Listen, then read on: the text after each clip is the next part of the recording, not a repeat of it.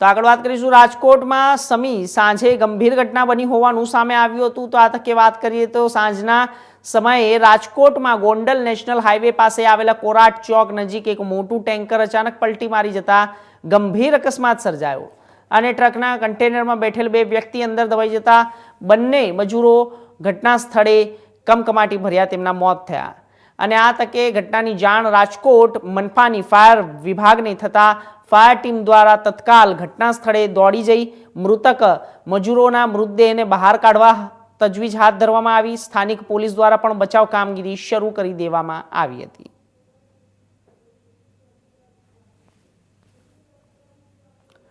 आप जे दृश्यो जोई रह्या छो ते राजकोट गोंडलना छे।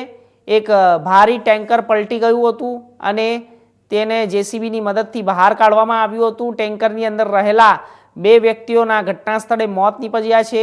આપને જણાવી દઈએ કે જ્યારે ફાયર ટીમે મૃતદેહોને બહાર કાઢીને પોલીસ રેસ્ક્યુ શરૂ કરી દીધું હતું અને આ ગંભીર અકસ્માતની અંદર જ્યારે બે મજૂરોના સ્થળ ઉપર જ કમકમાટી ભર્યા મોત થયા હતા અને આ સાથે જ રાજકોટ ગોંડલ હાઈવે પર આ જે અકસ્માત સર્જાયો તે ભીષણ અકસ્માતની અંદર ઘણા બધા લોકોના ટોળા એકઠા થઈ ગયા હતા અને આ સાથે તમામ લોકોએ ત્યાંથી हेल्प करीने इमरजन्सी रेस्क्यू बोलाव्યું અને સાથે તમામ જે અકસ્માતમાં ગંભીર રીતે ઘાયલ થયેલા હતા તે લોકોના બહાર કાઢવામાં આવ્યા અને જ્યારે અનેક મજૂરોના તેની અંદર મોત પણ નીપજ્યા છે।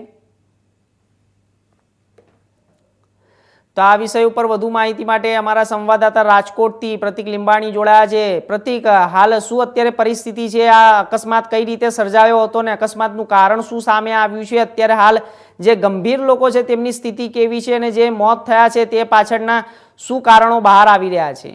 પ્રતિક જી હર્ષ, વાત કરીએ તો ગઈકાલ રાત્રે કે સાંજે કહેવાય કે રાજકોટના જે જેતપુર નેશનલ હાઈવે છે તેમાં જે આજે કોરાટ ચોક આવેલો છે તે આજે એક ટેન્કર છે તે પલટી મારી ગયું હતું। ભારે ભરખમ ટેન્કર પલટી મારતા ભારે ટ્રાફિક જામની સમસ્યા સર્જાઈ હતી અને જે કહેવાય કે ટેન્કર પલટી મારતા જે બે જેટલા જે મજૂરો હતા જે ટેન્કરના કન્ટેનરની અંદર બેઠા હતા। આ કન્ટેનર છે કે માલવાહક કન્ટેનર હતું અને ક્યાંક માલ લઈને કઈ જગ્યાએથી માલ લઈને બીજી જગ્યાએ પહોંચાડવાનું કામ કરતું હતું ત્યારે ક્યાંક મજૂરો છે તે અંદર બેઠા હતા અને અચાનક ટેન્કર પલટી મારી જતા જે કન્ટેનરમાં બેઠેલા બધે મજૂરો છે તે મશીન નીચે દબાયા હતા અને ઘટના સ્થળે તેમનું મોત નીપજ્યું હતું અને ટેન્કર પલટી મારી નીચે ખાડામાં પડી જતા પડી ગયું હતું। જે બાદ સમગ્ર ઘટનાની જાણ રાજકોટ ફાયર વિભાગને થતા ફાયર વિભાગ દ્વારા આ બંને મજૂરોને બહાર કાઢવાની જહેમત ઉઠાડવામાં આવી હતી અને રાત્રે કહેવાય કે રાત્રિના 12 વાગ્યા બાદ જે કહેવાય કે બંને જે 8 વાગે જે ઘટના બની તેને રાત્રે 12 વાગે છે તે બંને મજૂરોના જે મૃતદેહ હતા તેને બહાર કાઢવામાં આવ્યા છે। હાલ જે ડ્રાઈવર છે તે ગંભીર છે અકસ્માતમાં અને સાથે જે કહેવાય કે ક્લીનર છે તેને પણ થોડોક ઈજાગ્રસ્ત પહોંચી છે નાની મોટી,